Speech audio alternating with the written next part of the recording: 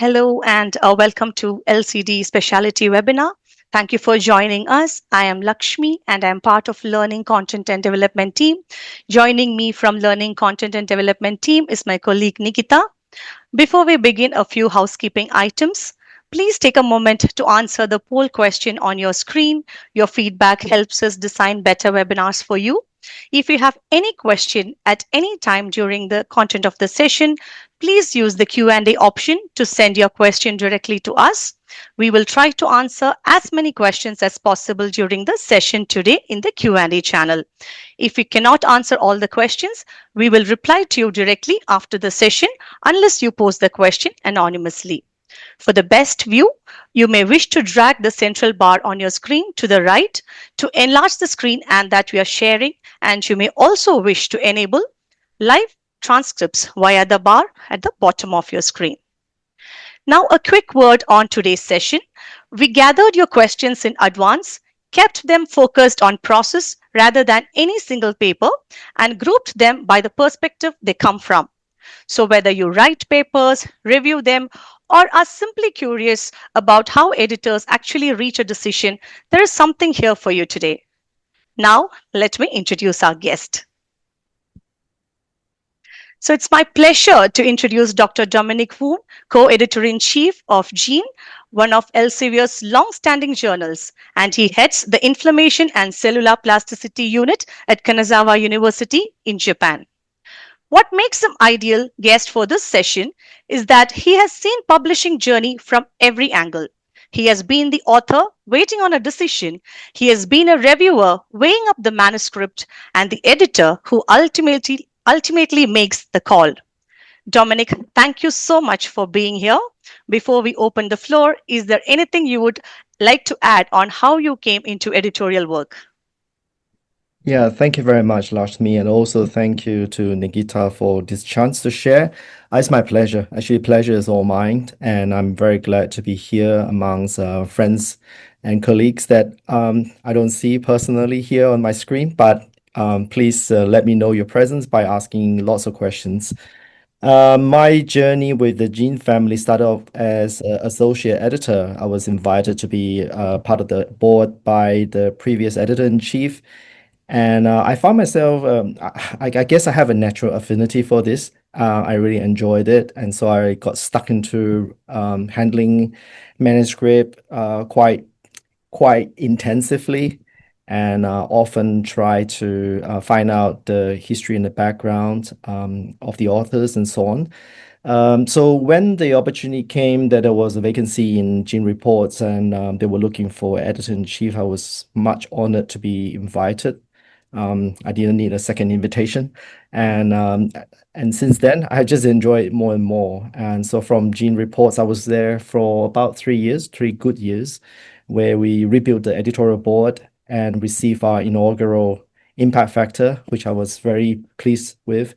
I was invited to be a co-editor-in-chief in Gene, which is a great honor because I just want to mention that Gene is one has been around for 50 years. This is our 50th anniversary, and there's not many journals that have endured such a long period of rapid development. And I'm very proud to be part of Gene's board, and we're looking forward to the future, what with all the challenges that's ahead, and looking to go from strength to strength. So thank you very much for this opportunity. Thank you, Dr. Woon. We are really looking forward to an insightful session with you today. Now, let's have a look at the agenda for today. Here is how the next 40 minutes will run. We have 9 questions in total, and we have sorted them into 3 groups. First come the author questions, the ones about submitting, waiting, and hearing back. Then the reviewer questions about the craft of reviewing and doing it well. And finally, the editor questions, where Dr. Woon pulls back the curtain on some of the harder calls. Let's begin with the authors now. And Dr. Woon, I hope you're ready to take the first question.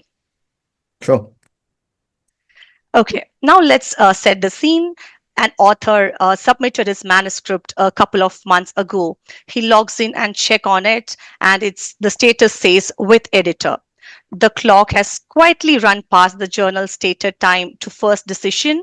He's not sure whether to stay patient or start worrying, and he certainly do not want to seem pushy by emailing the editorial office early.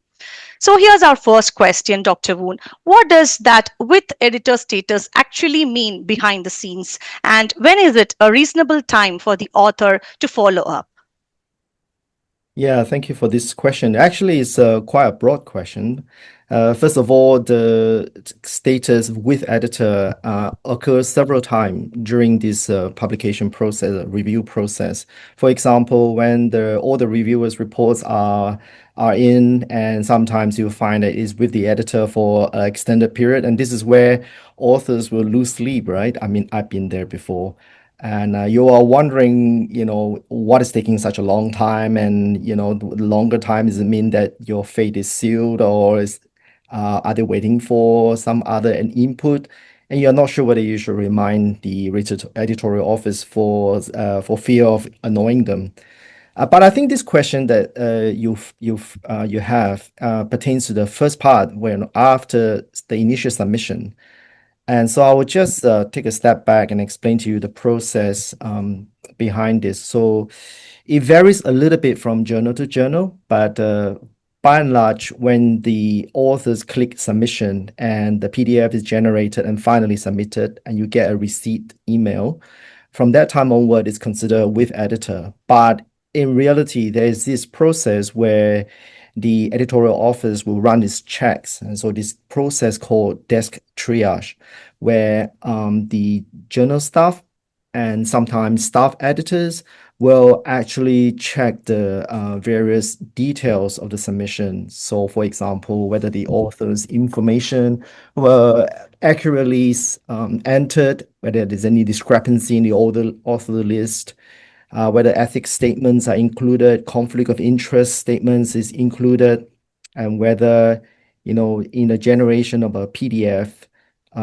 whether all the files are entered in the right sequence. And sometimes some journals, including Gene, will request for some raw data to be inserted at the first submission, such as Western blotting data, if you're familiar with that.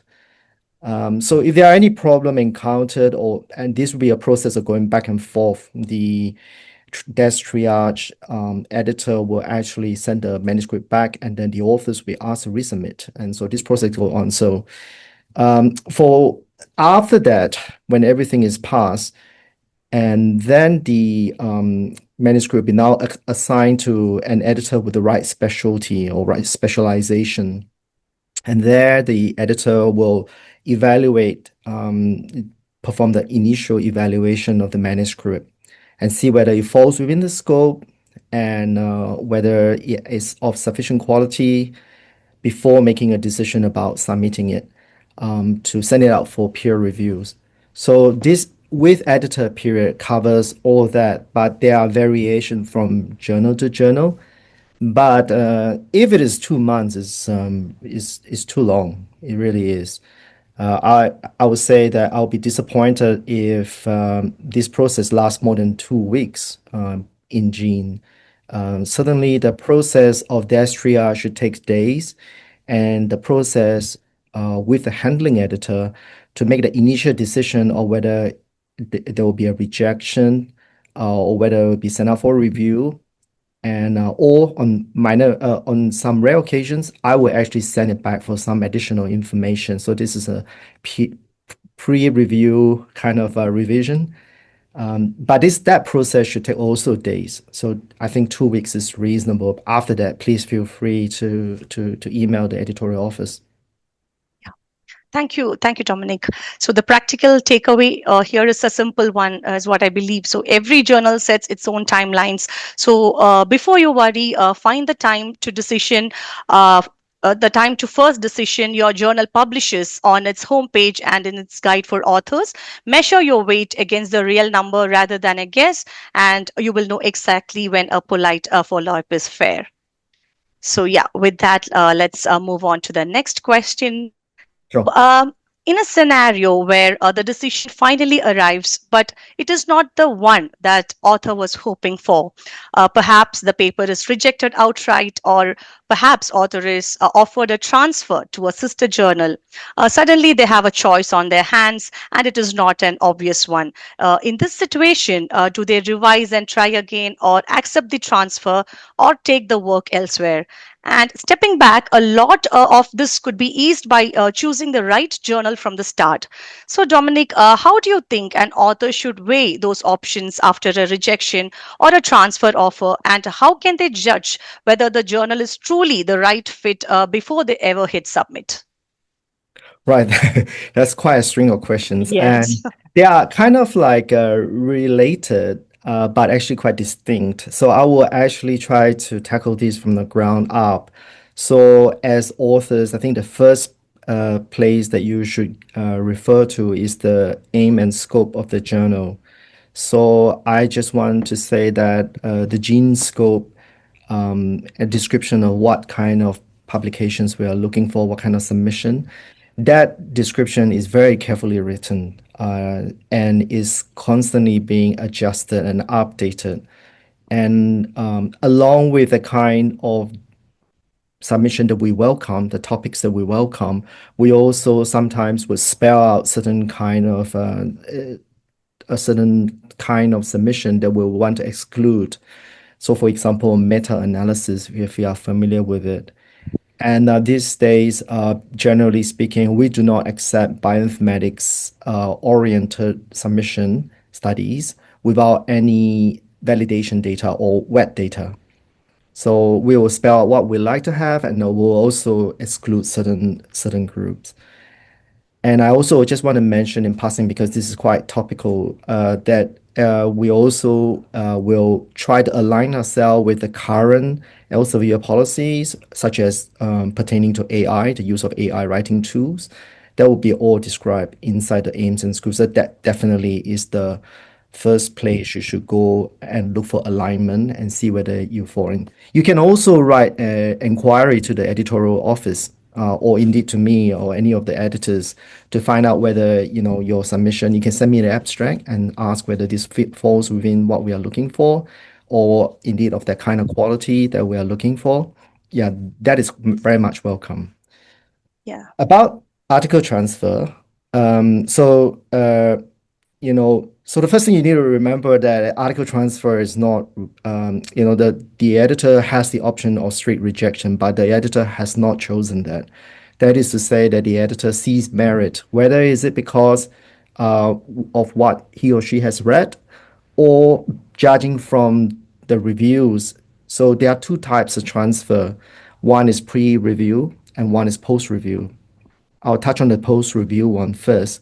So usually this is a very painful decision for the editor, because both the authors, the reviewers, as well as the editors have invested a lot of time to try to make it work for every party.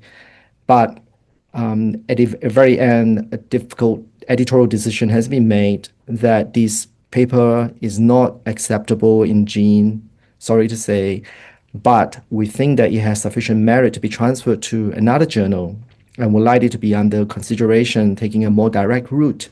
So this is where we will do a post-review article transfer suggestion, recommendation. The decision lies entirely on the author, whether they want to take it or not. But generally speaking, if it is post-review, I will put a personal note there to ask the authors to address certain comments, because the authors are now given the opportunity to improve their manuscript, and then that will enhance their chance of being accepted in the next journal. Now, if I would take the question of the scope again, generally speaking, we will forward it to journals within the Elsevier stable. They are closely matched in our scope. So one obvious example is Gene Reports. I will actually recommend the manuscript that I have to regrettably reject or ask for transfer to be transferred to Gene Reports. So you don't have to worry about scope in that sense, because this all taken. We already make a decision on that. I just want to say that the ones which are pre-review will enter gene reports, let's say, in the next journal, at the level of after desk triage. So they go straight into being assigned to a handling editor. And lastly, just to motivate authors to take the revision in between the transfer seriously, strong responses and on occasion will lead to a direct acceptance. So it might not even go out to review again. But if it does, very often it will go back to the original reviewers. So nothing is wasted there. I hope that Uh, answered the question. Yes, absolutely. That's a very helpful way to frame it, Dominic. And notice how much of this traces back to one upstream choice, that is picking right journal before we ever hit submit. So we have two tools to make that easy. Read the aims and scope of the journal page to confirm your study is a fit. And if you're unsure, run your abstract through the journal finder at journalfinder.elsevier.com. Link is posted in the chat box, and get the right fit at the start, and you spend far less time at this fork. All right, now let's move on to the last question from the authors. Our last question is one that turns out to be surprisingly delicate.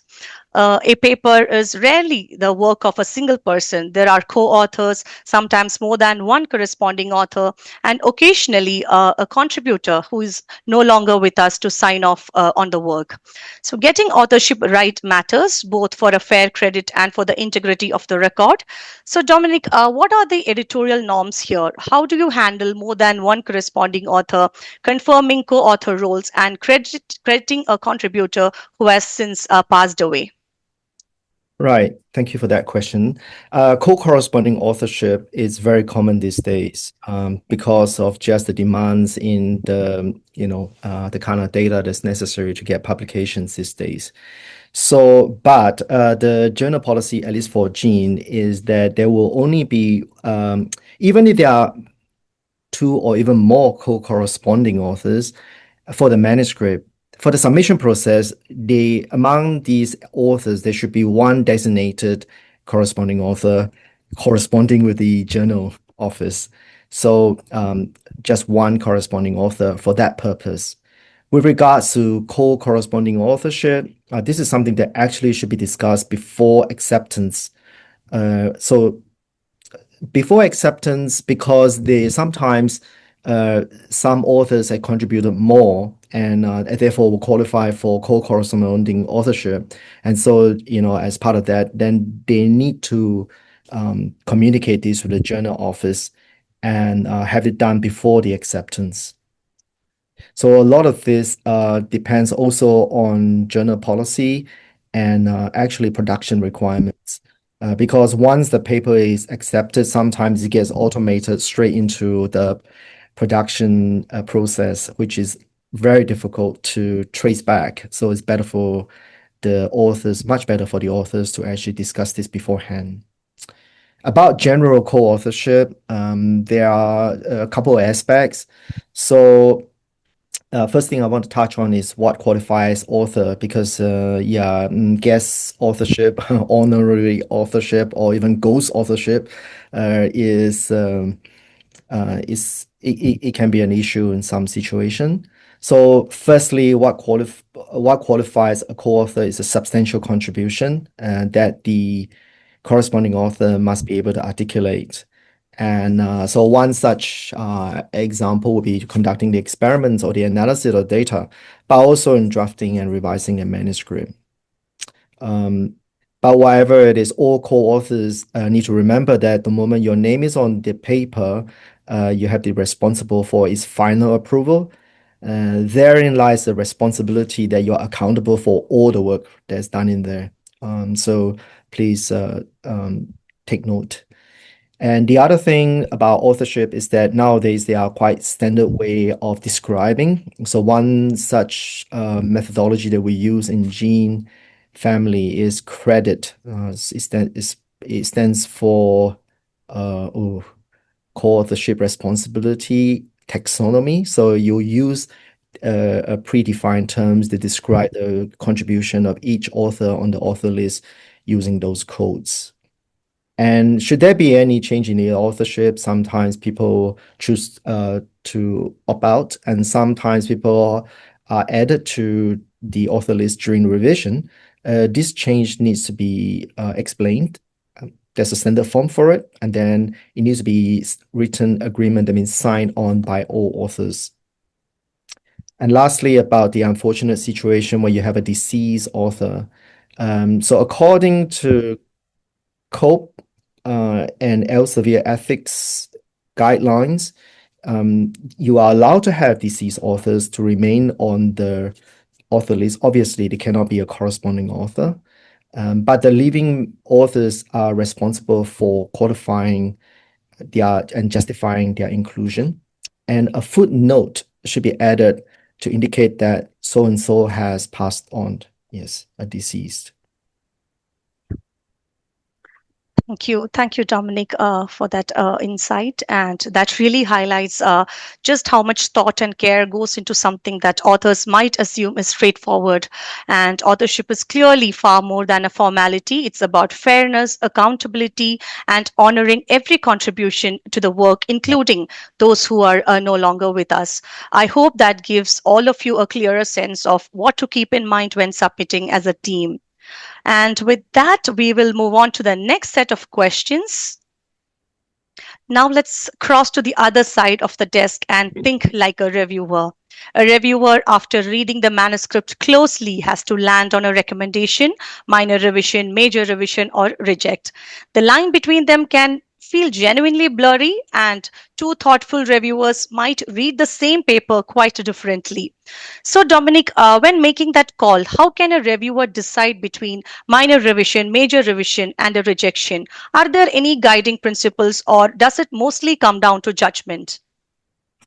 Yeah, I mean, that's a very important question and lies at the very heart of peer review. And I would just want to say that the reviewers are actually the star of the show in many ways. So they don't often agree on what are the main points in terms of that needs to be improved. But where they do agree is a very powerful statement. So I just want to say that there is no fixed formula. That's the first thing. It's really, there's no hard and fast rule that will map certain evaluation to certain decision. It really comes down to expert judgment. I mean, just last week, I was in an interesting situation where a, a reviewer wrote to me in confidence that, although I only asked for a minor revision, but really I want you to know that I'm very close to rejecting this paper because I don't think the authors have addressed all my points throughout this whole review process. And when I gave them a chance to cite the limitation of the study, they just describe it in broad strokes, which is not what I'm looking for. And I had to communicate this to the author and tell them that although this is a minor revision, please take the comments seriously. And here are some of the things that the authors would like you to address. So it might be a minor revision, but sometimes it can carry a lot of weight.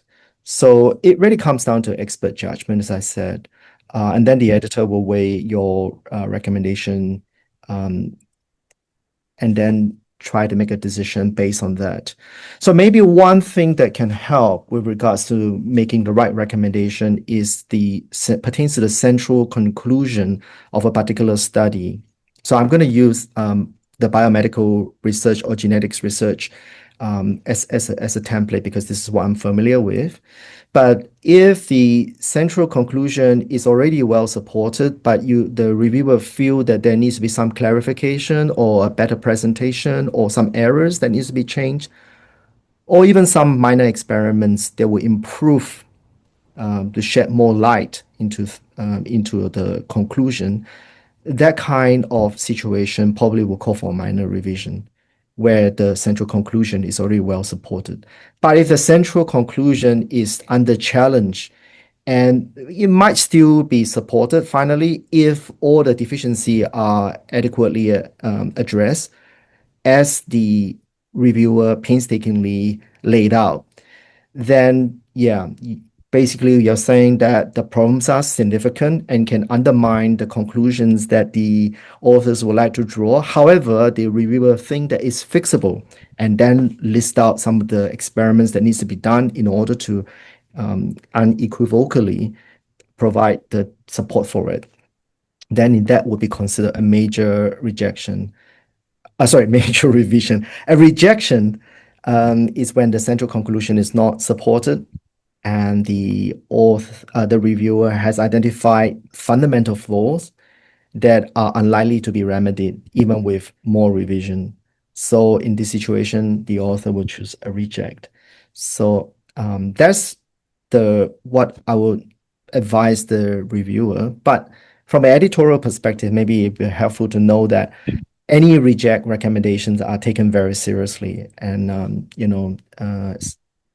it will be thoroughly studied, and and then the editor will decide how serious the claims are. Now, about the reviewer's definition of minor and major, we recognize that it varies from individual to individual, and then there are situations, as I just said, it might be a minor one, but an important one. And the other thing to remember is that there are multiple reviewers and minor issues across different reviewers might actually turn out to be quite a major fix. So then the editor will actually recommend major revision. And again, the final decision also requires editorial judgment. But ultimately, the goal is to address the critiques and improve the manuscript whenever possible. We just want the authors to improve their work to the point where they are pleased with it. Thank you. Yes, really useful to hear it framed that way. It's less about ticking boxes and more about an honest assessment of whether the paper's foundation is sound. And as Dominic says, how you communicate that recommendation matters just as much as the recommendation itself. All right, now moving on to the next question. Here's a moment that catches almost every reviewer eventually. He or she might be the right person to assess most of the manuscript, and then they reach a section that is honestly outside their wheelhouse. Maybe it is a statistical method they cannot fully evaluate. They might not want to wave it through. But you also don't want to overstep as well. So, Dominic, what is the right thing to do in that situation? Can a reviewer ask the editor to bring in a specialist? Yeah, absolutely. I think it's a credit to the reviewer to be so honest and upfront about where their expertise starts and ends, because we cannot be good at everything, especially in these days of multidisciplinary, multi-technological Yeah. approach.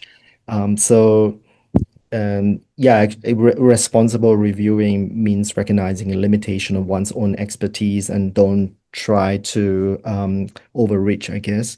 You can inform the editors about this either by private email, which is available through Editorial Manager, or you could use the confidential comment to editor section, and the editor will appreciate this actually, because then the editor will pay attention to see if other reviewers will cover this area.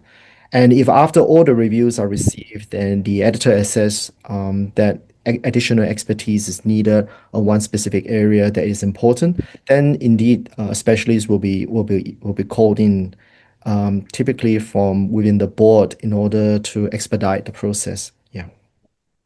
That's a really reassuring messages for reviewers to hear, knowing that it is not only acceptable but actually responsible to flag the limits of your expertise Right. takes a lot of pressure off. And that's a reminder for everyone here to make sure your keywords and subject classifications are up to date in your account. And that's what helps editors match right reviewers to the right manuscripts from the very start. And that would be a small step that makes a big difference on both sides of the process. So, yes, moving That's a on. great point. Yes. So let's move to the next question. We know reviewers pour real hours into any work, often unseen and unpaid, but not every review is equally helpful, and editors read great many of them. So we wanted to put this to the person on the receiving end. Dominic, from your seat as an editor, what separates a genuinely useful review from a weak one? And when a report lands in your inbox, what are you hoping to find inside it? Yeah, actually, this is a very pertinent question in these days of AI writing tools, actually. Many journals are reporting a sudden influx of review articles, And the issue here is that the writing tools enables and empowers sort of like levels the field a little bit as far as writing is concerned. So relative novice to the field might feel like because they are scientifically trained to read, they are therefore now in a position to write quite professional looking articles on a topic that they are actually not an expert in. Now, the issue here is the looking part, it might look very polished, but the polish does not equate to quality. So the issue really is whether the key ingredient is insight. And we are reading through too many submission of this nature at the moment. It's actually quite tiring. Um, so what gives rise to the insight? It comes from what we're looking for is track record. We will look at the corresponding authors or the first author's track record, and we can quickly ascertain whether this person had relevant experience in the topic that the review article is trying to cover. It's actually not that difficult to see. Um, and the why this track record matters is because, over a duration of time, these people have to conduct research. They have to harness their energy and their resources and their manpower in the right direction. And if you are a bench worker, you'll be thinking about how to do the minimum experiments, but the most effective way. Like you'll be thinking about how to ask incisive question and get conclusive proof. All this hard work that goes on at the bench level translate to deep thoughts on a particular topic because nobody wants to waste time. So that researcher would be attending conferences and reading relevant papers and know all the findings. And almost as soon as the title is read, they know exactly where this fit and what question this answer and what impact it brings to his or her own research. So that kind of experience will naturally grow with insight. And we are looking for that kind of insight. So a strong review should be written by authors with deep experience in the field. You know, it built from years of research and experimentation, and it needs to go beyond summarizing literature. I think this is where a lot of review writers these days, because of information compilation and even assimilation is so easy these days. So you need to go beyond just a plain narration and reading out a catalog, but you should be able to identify trends and make meaningful commentary to these trends. And you should be able to provide synthesis and new perspective on where this field should be going towards, and not just some general description. By that, in contrast, the RIP reviews be one mainly just a collation of published studies. Yeah, it is true that relative inexperienced researcher might be through a process of collating and distillation of information, provide a kind of a guide, like an index, that might be of utility to the scientific world, but it's really lacking that commentary, the synthesis, and the original insight. So I guess the take-home message here is that, a scope, it doesn't necessarily represent depth, and depth doesn't necessarily represent insight. And it's so instead of if I could put it in a more positive term, if something that you have spent a lot of time on, you should definitely think about writing a review, because now very valuable and genuine reviews are now needed more than ever. Yes. So what we understand is polished is not the same as insightful, and real scientific depth cannot be substituted, and that's what editors are truly looking for. Yeah. And for those wondering about the use of AI tools in the review process, please do refer to Elsevier's AI policy. The link has been shared in the chat box. Now, moving on, this one carries a little more weight. Picture yourself reviewing a paper when something simply does not sit right. Perhaps you recognize passages that look lifted from elsewhere, or you can sense an integrity issue that the editor may not have caught. So it is an uncomfortable position to be in, and it is not always clear how to speak up. So, Dominic, if a reviewer spots plagiarism or a possible integrity issue, what is the correct way to raise it? Right. Yeah, that is an important question, really is. Well, first of all, I just want to say that Elsevier or Editorial Manager will provide a certain degree of some tools that allows us to spot some kind of, let's say, for example, if unfortunately some image manipulation that can be detected by the screening tools. But so generally speaking, this kind of manuscript will not even get sent out. So your question probably will come from manuscript or reviewers who are reading manuscript that are able to pass this initial screening. So the short answer and the important thing is to use the confidential comments to editor section that comes at the time of submitting your reviewer's report. These comments will not get to the authors and nor will your identity be known. So it's truly confidential. So in that confidential comment, try to put in as much detail as possible. Yeah, and it's okay to just, in addition to observation, just to express gut feelings. And then the editor, being alerted to it, will take a closer look at it by either employing more AI available tools. I was going to say AI tools, but available tools, or ask the Elsevier ethics teams, which are dedicated team for this kind of situation, to look into a particular submission. So this is actually quite topical, and we're having to deal with this quite a bit. Yeah, yeah, that's And right. but at the same time, though, even though this might be some kind of suspicion, and I don't think it's good for the reviewer to then say that or reject. But I think it would be still helpful for the reviewer to continue with the process of evaluating this manuscript by giving the author some benefit of the doubt and then try to formulate some comments for the reviewers so that there can be some constructive um, critique given to the authors to work from. And so this way, the editors are also being helped by looking at both sides, the confidential section and the section that's open to the authors to try to find a balance between, healthy skepticism and at the same time a fair peer review process. Yeah, so it's reassuring to know that there is a clear confidential channel for raising these concerns. The Mhm. message is simple. If something doesn't feel right, document it and flag it.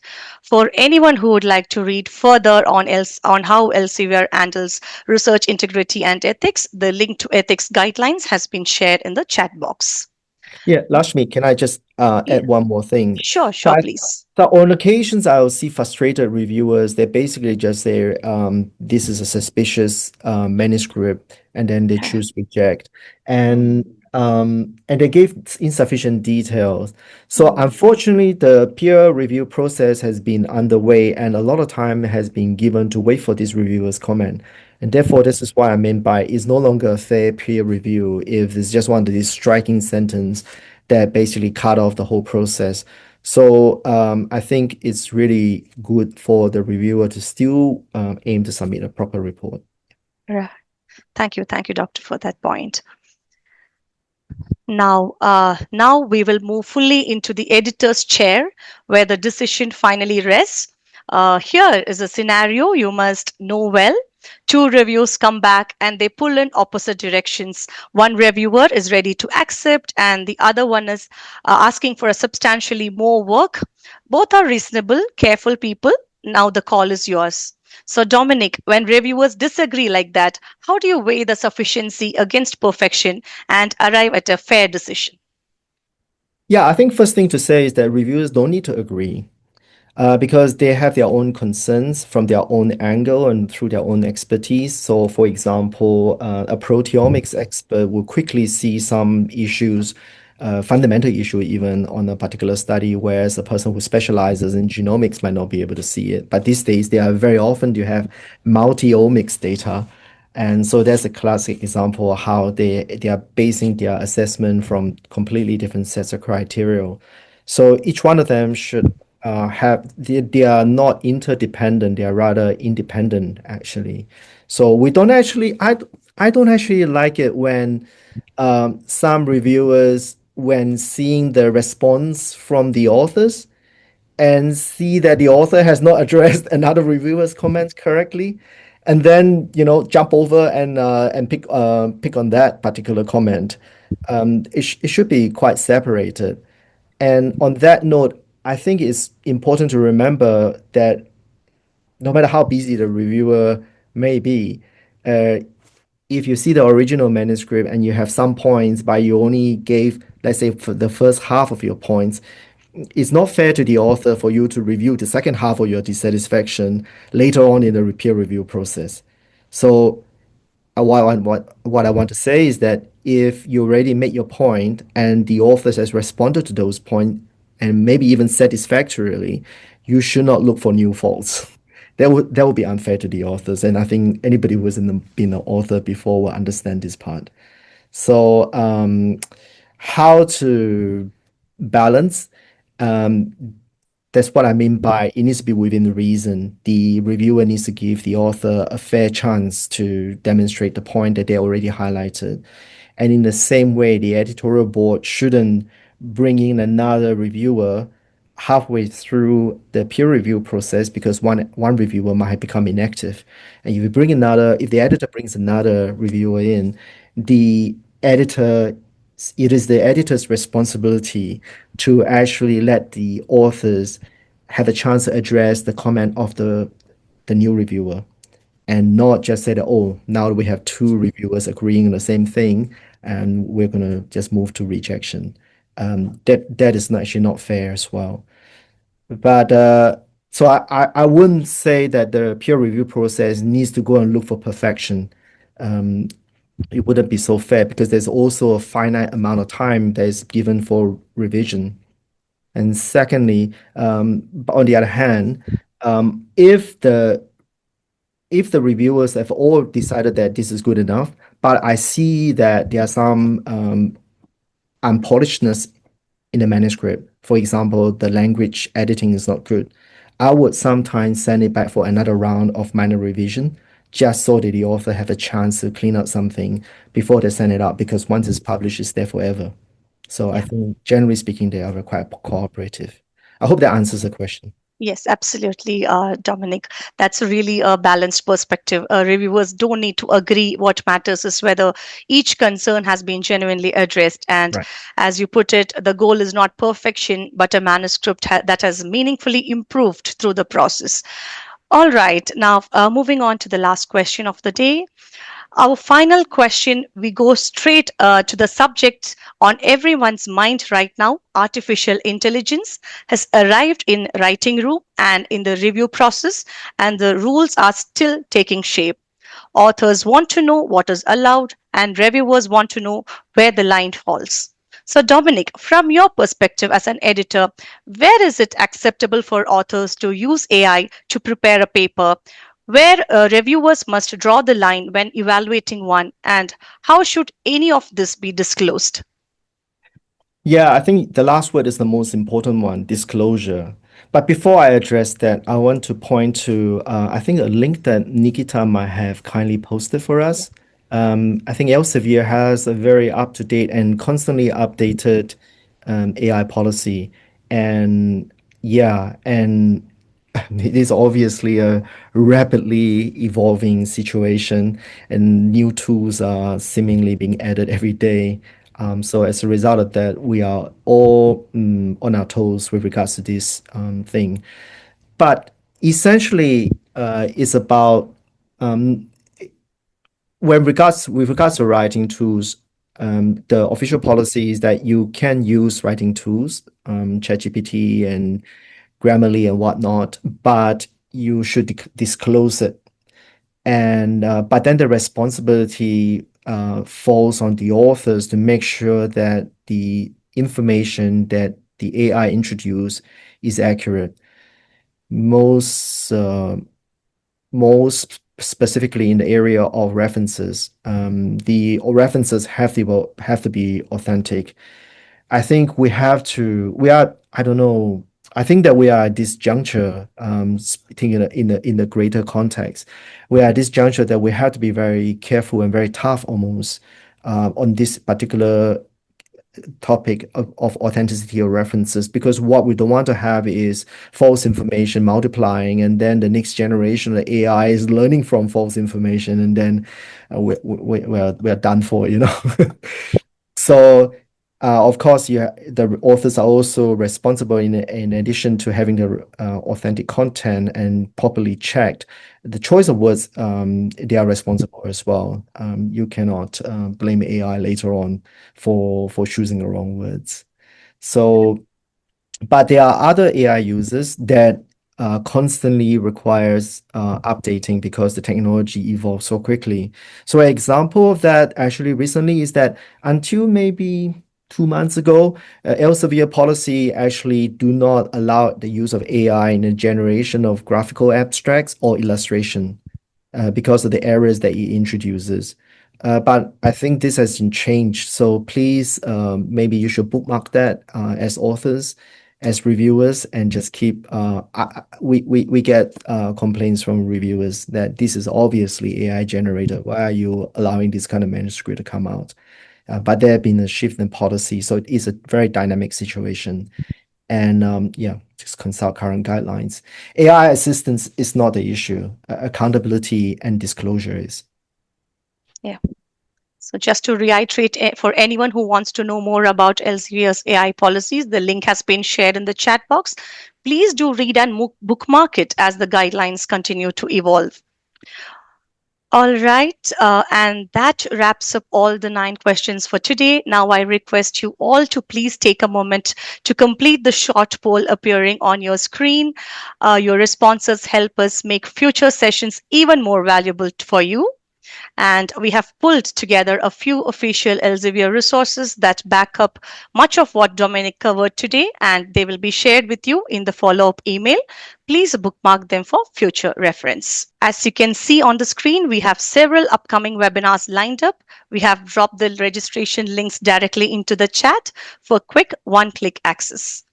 So I request you all to attend all the upcoming webinars. Dominic, thank you. You have given us a genuinely candid look at how editorial decisions are made, and I know our audience will carry a lot of this into their own work. Before we close, Dominic, we would love to hear a few words from you. Actually, it's a real learning exercise for me as well. This is a part of being an editor and also being a reviewer by engaging in things which you know of but may not have known in quite enough detail. You know the old adage, you really learn something if you need to teach someone. So I think that's what being research is all about, and the editorial and reviewer component is as much publication as authorship, actually. Yeah. Thank you. Thanks again, Dominic, for your time, and to everyone who joined us and sent in Yeah, questions. thank you. Yeah, thank you for making this a real conversation. Please make sure you have completed the poll before you leave. If something came to your mind that we did not get into, or you have an idea for our next Ask Me Anything webinar, please reach out to the Learning Content and Development team. We would love to hear from you. Take care, and we will see you at the next one. Thank you.